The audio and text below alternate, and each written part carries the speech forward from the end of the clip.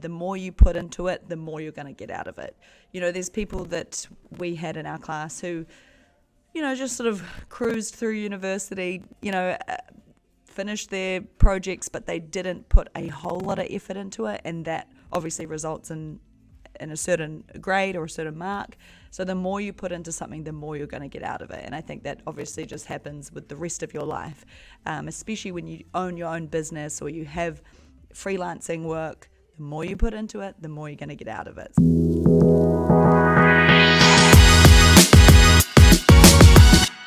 Hello, everyone. Thank you again for joining us today. I am your host, David Block, and today I'm really honored to welcome the creative director and founder of Pink Pony Creative, a brand designer with over a decade of experience in creating vibrant and unforgettable visual identities, Kristy Campbell. Welcome to the show. Hello, David. Thanks so much for having me on your show. This is exciting. I always love doing these interviews. And Absolutely. I just met you a few weeks back. You took a workshop, which was very cool. I'm very thankful that you took that workshop with me. Absolutely. So great to meet you and to spend this time with you. I'm really looking forward to exploring your career history. And that's the gist of the show, is really to basically take a behind the scenes tour, of where you started and how you got to where you are today. And so what I'd like to do is jump way back and talk about your initial influences. And I would like to know, first of all, what was it that inspired you to become a designer? Was there a project, or was there something that triggered your passion for design? I've always been interested in design. Like when I was a kid, I grew up, I was very creative. I loved sketching and tracing things, and even, arts and crafts and scrapbooking, and even like making little movies with my friends. So I loved the creative side of things and creating something that meant something to me, utilizing that sort of space in my mind. And then when I had the opportunity to go and take design at school, I would have been, we call it year 9. I don't know what year that would be for you guys or what level, but I was about probably 13 when I first was able to take that design class at school, and it was just a little option that we could take. I took a class and I was like, oh, this is cool. Like, this is what I like. This is obviously what I'm kind of good at. And then ever since then, that's all I've ever really wanted to do. I sort of knew as soon as I took that class that this is what I wanted to do with my career. I can't even sort of pick one project or even a designer that influenced me, because I felt like I was influenced so young. I did love, if we got really deep about it, I loved watching even like cartoons like Pokemon. I loved like the graphics and the animation in Pokemon, and even an anime called Card Captors, and I was obsessed with this anime. It just loved everything about it, and I feel like all of that influences your decision on like where you want to go in your career and your life. And from then on out, I just wanted to be a designer, and I knew straight from then I should take a university course. It was kind of the natural progression after school, and then took that course, and sort of that started my career. That's awesome. So yeah, you said around 13 years old. That's around 8th, 9th grade. That is, sounds about equitable in here. So now you attended after you got out of high school, you attended the Unitec Institute of Technology, right? Yeah, that's the one. Yeah, in Auckland, New Zealand, so very far away from you guys. Okay. But yeah, no, it was a good course. It was interesting because when I left school, you have a bit of a portfolio of your work, and I applied for I think 4 different universities for graphic design, and I only got into one. I only got into the one that I attended. Everyone turned me down. I guess my work wasn't good enough. I wasn't up to the standard they wanted me to be at. It was funny because even in one instance, I applied for a university and they turned me down, but instead of completely turning me down, they actually put me in spatial design, which I didn't apply for. I got into spatial design, out of all things. I was like, this is not what I wanted to do, but hey, that's fine. And anyway, yes, I got into Unitec University of Technology, and I ended up doing a Bachelor of Graphic Design and Animation. When you left Unitec, what was the takeaway that you've kept with you throughout. What was the lesson that you kept throughout your entire career that you took from your time in school? I think the biggest thing, and I've only just realized this now, is your ability to connect with people at university. It sounds really simple and quite vague, but I think back then I didn't really understand the potential opportunity that can offer down the track. I've always been someone who puts my best foot forward. I do try really hard on anything I do.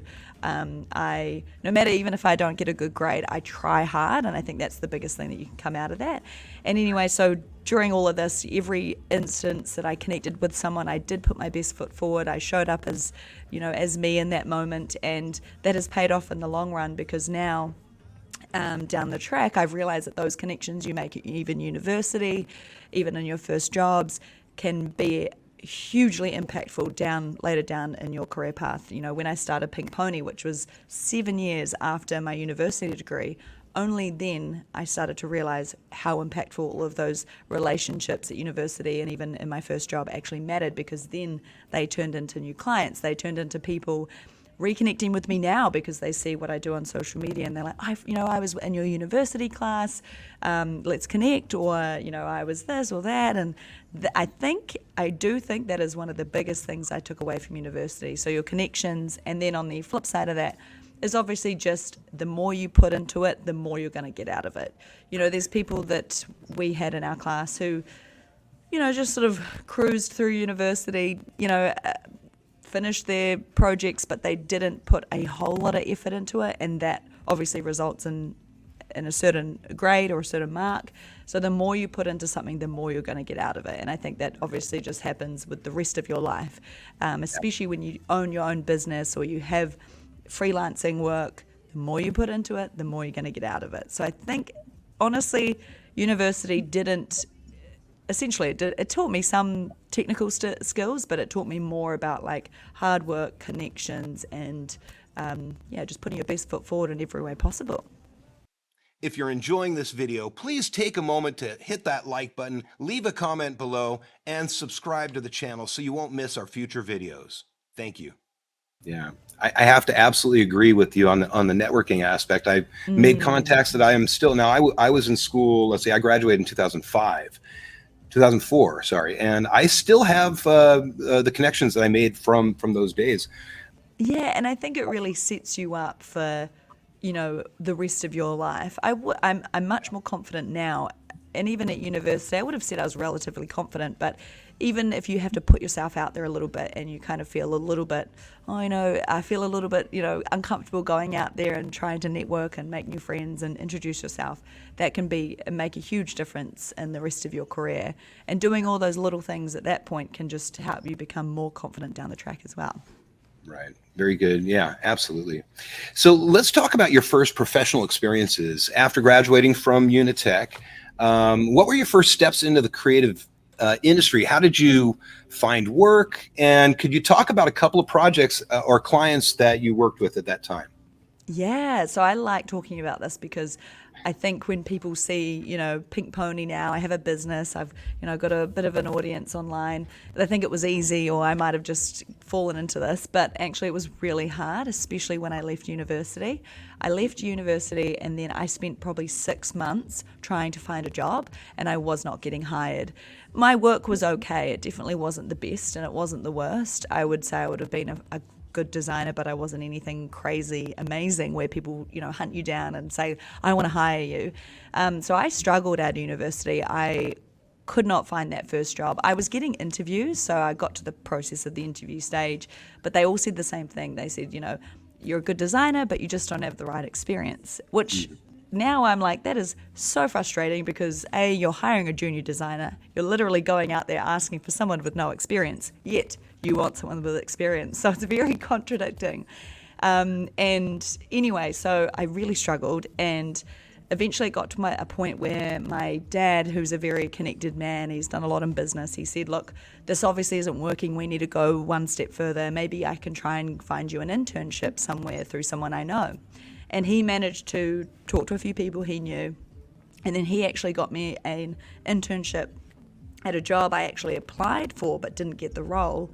I managed to get an internship there through someone he knew, and it wasn't even in the marketing team, in the design team. It was an internship where I was working with architects, and they were doing, so that basically the company was a big retail property company where they owned shopping centres and had big commercial land, and got into this internship. I was working with the architects. I was basically like making their architectural drawings look pretty, doing the layouts, doing renders, which I'm like, don't know how I did that, but anyway, anything they gave me, I just, again, wanted to put my best foot forward. I tried really hard. I did my research. Even if I didn't know something, I'd just wing it, look it up online, do my research. And then I was there for probably 3 months working for free. And then they offered me a job. They were like, look, we love how hard you work. We love your energy and like your commitment, even though we're not paying you right now. Would you like to have a full-time an employee position? And I was like, oh my God, yes, of course. So that was my very first job. And obviously I started in the architectural team, but eventually I made my way slowly to the marketing team, and eventually I was there for 4 years, and at the end of that I was the senior graphic designer for the business. So I made my way through, trickled it. But it was hard, but I loved it. I was very lucky with my first job. It was an amazing first job, but it was hard, and people struggle with it a lot. Yeah, that's awesome. So, and you became the senior graphic designer.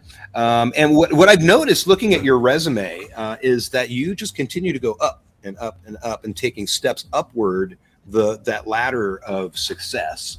I love that. And throughout your career, starting at the in-house graphic designer level, art director, creative leader, now creative director at Pink Pony Creative. And I'm curious, did you proactively plot your career trajectory, or did these opportunities come at you sort of naturally?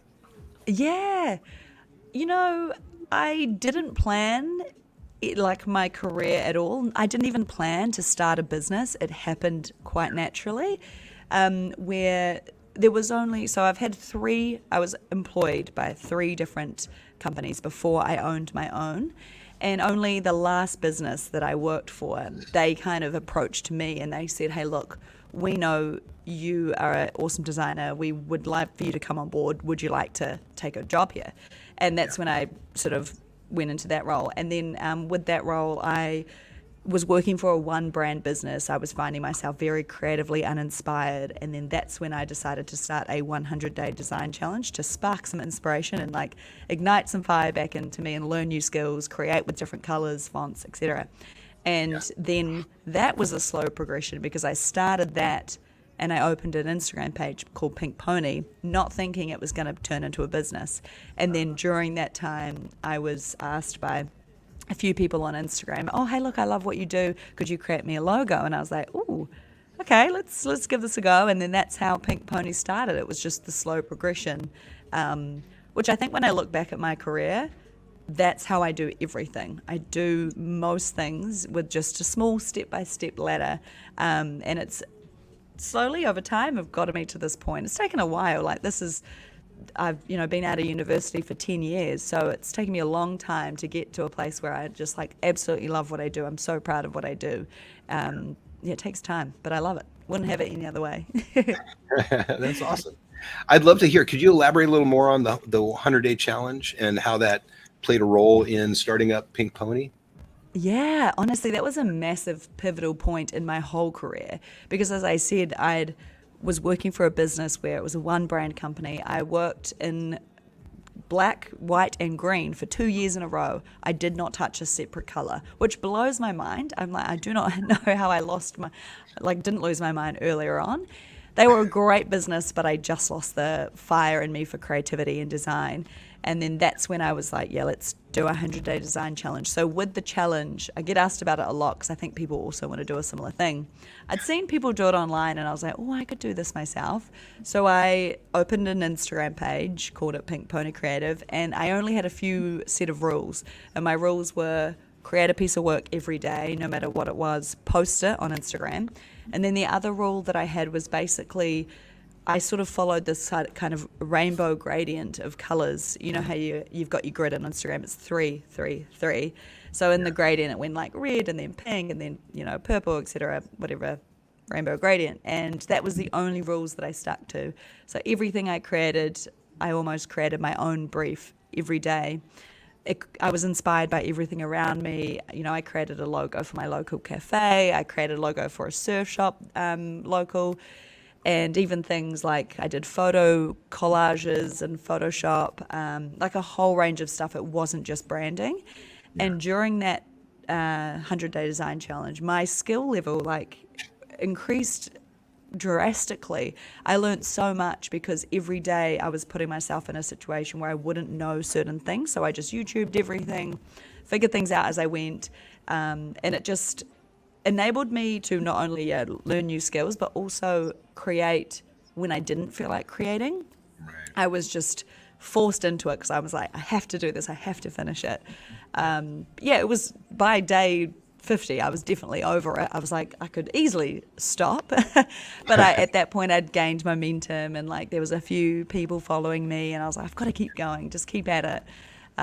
It's so worth it. I would highly recommend a design challenge to anyone, and it could be any size. It doesn't necessarily have to be 100 days. It could be 5 days where you just create 5 bits of work, or even 30. But it really does get you kind of moving. It gets you creating things that are kind of outside your box that you usually create in. Right. And I did something very similar to that. It was 30 logos in 30 days. And that was love it. Amazingly challenging. And I think that is now a defunct program, but they had a whole website and people would submit their work to it. It was really a great challenge, really great challenge. But I love this 100-day challenge. I'm actually going to take that on over the summer. I'm committing to that right now. I'll be following along. I'll be like, David, where's your day 1, day 2? So, and moving on just a little bit to one of actually, I'd like to talk about a couple of your projects with Pink Pony. 776 BC Loukoumades project. Yes. I'm assuming I said that correctly. I've practiced that word. Loukoumades. Yes. Is that right? Yeah, it's a very unusual word. It actually is like a type of donut. It's a Greek donut. Yeah, they say it like Loukoumades, but that could be my accent also changing it a little bit. It looks wonderful. Whatever it is, they look delicious. And your work for that company, I'd love to hear a little more about the project that you went through for them. Yeah. So with that project, so I actually have a team at Pink Pony, and I've got a team of me and 5 others, and we've got 4 full-time designers on the team. So I had one of my designers, Gabby, work with me on that project. She actually took majority of the creative lead on that project. Like, now that the team is growing, I cannot do everything. I can't do all the projects that we work on. So with that project, I got her on board. We did the discovery call together. We talked through with the client exactly play by play what they were after. And with that project, they were heavily inspired by Greek mythology, the Greek kind of statues, and obviously being a Greek donut. That donut actually came from, I could correct me if I'm wrong, but the very original Olympics, this sounds like I'm going off the track, but I'm not. The very original Olympics, I think in Greece, they had donuts created for that Olympic Games, and that was the Loukoumades donut. So that's where a lot of the graphics are stemmed from and where we were inspired by. So when we pulled together the creative direction, that was such a heavy influence, and we looked at what we could do to be inspired by them. How could we make a really unique look for this brand by using that inspiration combined with things like bold color palettes and a slightly more modern look. And then we created this really different aesthetic, utilizing these brand assets we had a few sort of black and white silhouetted illustrations of Greek statues, and then we also intertwined some sort of images of the concrete statues as well. And then we combined that with, adding sunglasses onto them, adding like a fork in their hand, just really merging the historical feel of the Greek look with a modern day edge, and even introducing like donuts into that. We had a lot of fun with that project. The client was so happy. If you look them up on Instagram, you'll see they've done such a great job with their branding, and we created this awesome food truck trailer. They look epic, and they're doing really, really well. And their donuts look so good. I want to try them. Right, they look delicious, and They so does do. your design. The design looks delicious too. It's really beautiful, vibrant colors. I really love. I love the typography that you chose or that you created. Oh, cool. Yeah. Beautiful, yeah, beautiful. Yeah, no, amazing. No, it was really fun. Definitely one of our favorites, that's for sure. Awesome, awesome. Now, another one that stands out, and I'll be honest, I had a hard time picking. You've got some great work in there, but I'd love to hear about. I tried to pick different types of projects to hear about. So, Tyme was a project you worked on, and what was the overarching vision for the Tyme Project? It's a meal kit delivery service in Saudi Arabia. Very, very unique project. I'd love to hear about that. Yeah, so this is our first client in Saudi Arabia, and it was a business owned by a small group of females, so female-run business. And they, at the point of us creating the branding for them, there was no meal kit delivery services in Saudi Arabia. So I think in America, you guys also have HelloFresh. We all have that here as well in New Zealand, but they had nothing like that in Saudi Arabia. So for them, the market was very fresh. So we tackled it with this new look in mind. We obviously had experience with, I literally get delivered meal kits here in New Zealand, so I knew the type of, I guess, industry and business it was. So when they came on board, they really wanted to create something that was reflecting the sort of authentic homemade cooking and meals. Everything that they did was created with the, I guess, idea in mind that it was very like fresh ingredients, and even the sauces were all homemade. So we wanted to create this whole feeling, this overarching holistic view of homemade, but kind of at a boutique level, which is where we stemmed from as the base, and then created these like beautiful handcrafted illustrations. It was actually this same designer, Gabby, who me and her collaborated with on this project, and we created those like really kind of raw handcrafted illustrations of the vegetables integrated with the like bold type of the typography for the font. But yeah, it was an awesome project to work on, and the client was super happy with it. She kept coming back saying how many people saw the brand and then loved it. But yeah, no, another obviously awesome client to have, especially in such a unique location in the world. I think one of the biggest challenges was potentially looking at the industry there and not understanding their culture, but knowing that she had an understanding of that.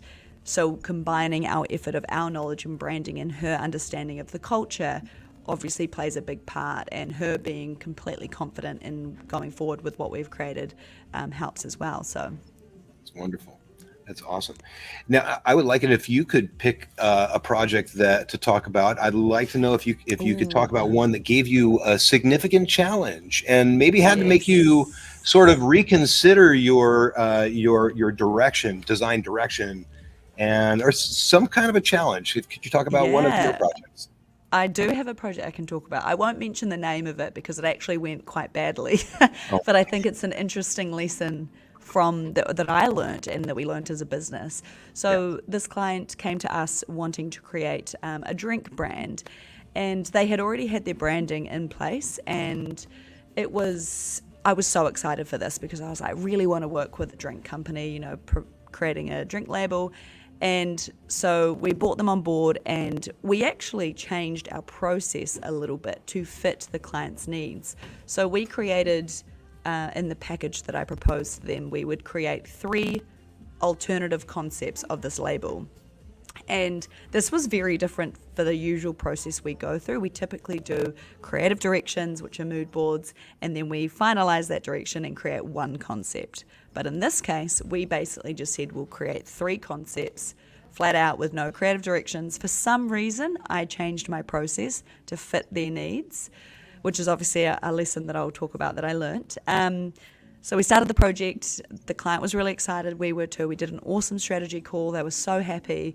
And then we created the concepts, pitched the concepts to the client, and they came back and they were basically really frustrated. They said we completely flipped the brief on its head and delivered them something that they were not happy with, which was really devastating. Like it threw me a lot, because obviously I don't just do what I do to make money. I genuinely care about what I do, and I genuinely care about the client's happiness. And I said to them, look, I'm really sorry. I'm willing to start again without obviously any additional payment and just redo these concepts for you. But at that point, they literally said, look, we've lost trust and we would like to cancel. We want to end this here. And I learned obviously I was quite upset, and I learned a lot thinking about it now. I've learned so much. One, don't change your process. If your process works for you, don't change it for a client. If they don't want to work with you because of your process, they're not the right client for you. I think that's a massive thing. If you've got a process that works for you, stick with it, because there's a reason why it works for you. The second one as well, saying to a client, I'm going to do 3 concepts, is a very vague statement, because what essentially is a concept? I said this is 3 concepts. To us, this was 3 concepts, but to them, they said this is one concept done 3 different ways. And I could argue with that, and they could also argue with me. So I think that you have to be very clear on what you're delivering to your clients for them to be happy. So that was, another big lesson learned. But yeah, once again, like everyone goes through this, no matter what level you are. You have clients that there's going to be 1 or 2 clients that don't like the way it goes, and that's that. And you can just take what you've learned and move forward confidently and think, how can I then make sure this doesn't happen again? I was pretty heartbroken, but now I feel okay about it. Time's passed and we're okay. That's awesome. Yeah. That's a good story. Okay. Yeah. You move past it, you learn from it, and you never change your processes. Yeah. I think obviously there's probably some instances where maybe you would, but yeah, I've learned a lot from, and even as simple as the process of a creative direction and the mood board side of things. Although it might seem like just a small step, it's actually massive. And I call it setting the foundations of the entire project, because that's what you're doing, and you're confirming with the client, like, hey, look, are you happy with this direction that we're going to go in, before we even go into the detail and spend 4 weeks trying to create this, So it's a big part of the process that shouldn't be just brushed over. Right. Absolutely. Now I have a question for you about the use of AI in our work. So let me preface that by telling you that over the past year and a half that we've been really kind of using it a lot in the design world. I have gone back and forth with my students about how they can use it, and it started out as, let's just have fun with it, learn how to use it, and they were building AI into their design work and having fun with it, and that's great. But what I've come to learn, just my personal routine, is I allow my students to generate AI, put it into their mood board, sketch ideas based on that stuff, not included into their work. I have talked to designers that include AI generated imagery behind, as background, not foreground items, but background art. And that's great. I'm curious what your stand is on AI, how you feel we should be integrating it into our processes. Yeah, great question. It's a hot bit of information right now. Right. I am so all for AI. I'm a big yes to AI. Obviously, there's things that are happening in AI that are starting and they're improving upon. Like you get those logo generators, AI, and sure, they can spit out an all right logo, but I think you could use it as inspiration, but actually we don't at Pink Pony. We don't use logo generated AI in instance. But the way we do use AI is obviously ChatGPT is massive. We're a design agency. We don't have degrees in words. So for us, we use that for spelling and grammar and just inspiration in terms of even what's another brand word that we can use instead of bold, example.